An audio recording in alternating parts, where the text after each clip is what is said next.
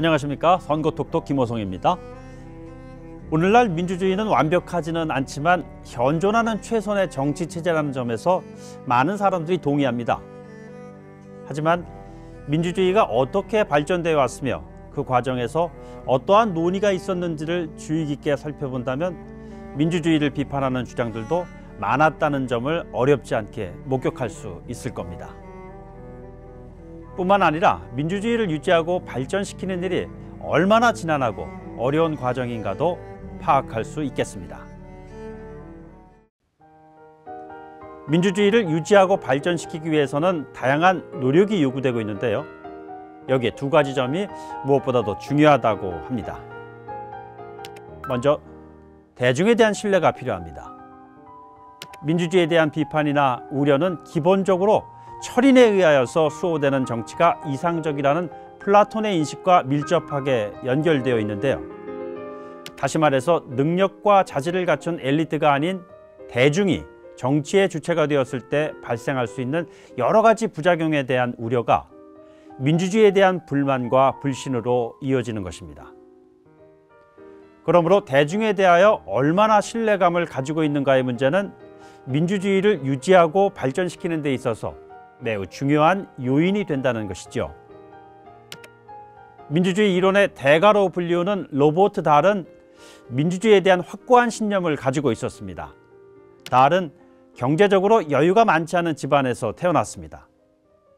학비 마련을 위해서 12살 때부터 파트타임으로 부두 노동자 일을 했다고 하죠.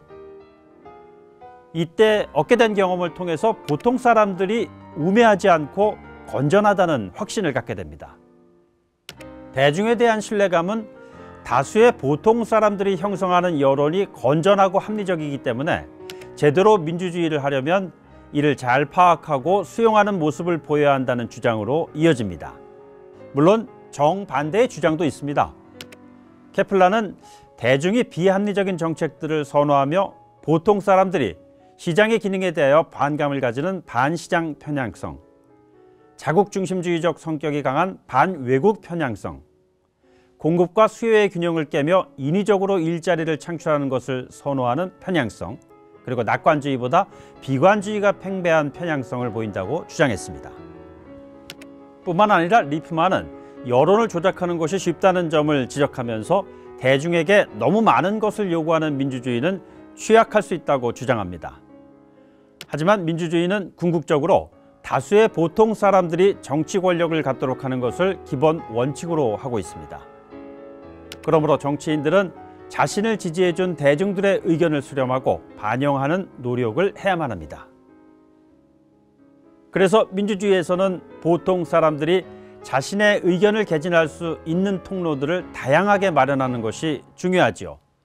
더불어 질 좋은 민주주의를 구축하기 위해서는 끊임없이 보통 사람들이 공적인 일들에 대하여 고민할 수 있는 토대를 마련하고 자질을 키워주는 노력도 병행해야 합니다.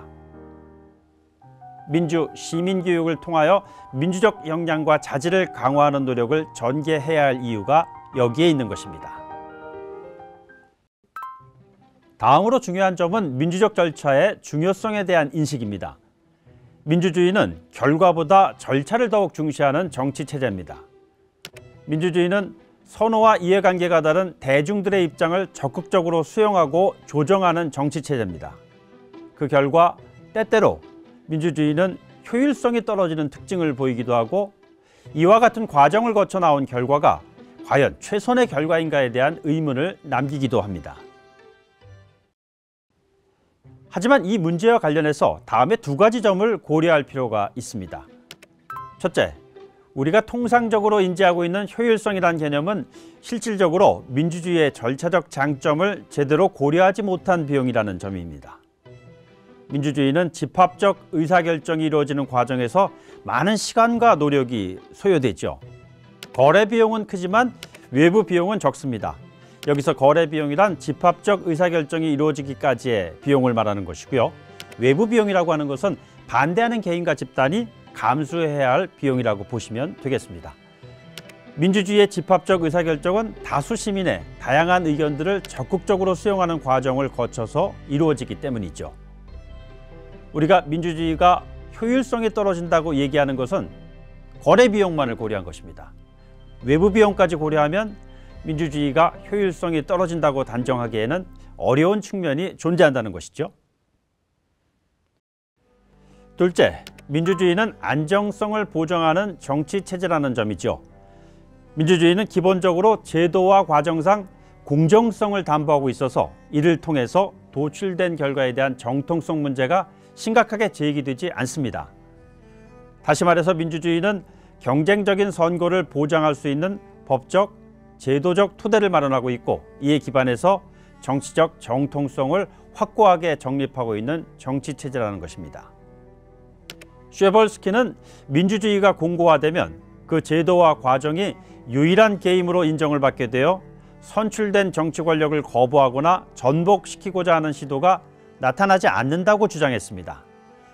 하지만 비민주적인 정치체제 하에서는 정치적 절차가 불공정하게 설정되어 있어 다수의 시민들이 그 결과에 승복하지 않는 모습을 보입니다. 즉, 민주주의를 채택하지 않은 국가에서는 정치체제에 대한 불만과 갈등들이 언제든지 강력하게 표출될 수 있는 불안정성이 존재한다는 것이죠. 민주주의가 현실에서 운영되는 방식은 다양한데요. 이 문제와 관련해서 레이파트는 정치제도에 대한 연구를 중심으로 두 가지 대표적인 민주주의 유형이 존재한다고 주장했습니다. 다수결제와 합의제가 그것입니다. 다수결제는 단방제의 동질적인 사회, 단순다수, 소선거구제와 같은 다수결 선거제도, 양당제, 과반수 이상의 의석을 확보한 정당이 단독으로 구성하는 정부 등을 핵심적인 특징으로 하죠. 반면에 합의제는 연방제의 다원화되고 분열된 사회, 비례적 선거제도, 다당제, 여러 정당들이 연합하여 구성하는 정부의 특징을 보입니다.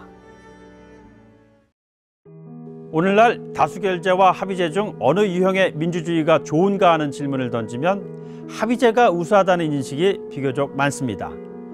하지만 이러한 인식은 비교적 최근에 생겨난 것입니다.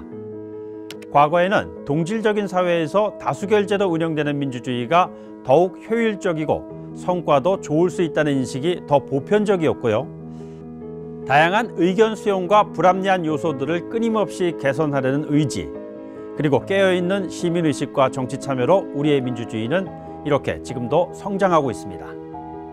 선거톡톡 민주주의를 위해서는 어떠한 신념이 필요한가에 대해서 알아봤습니다.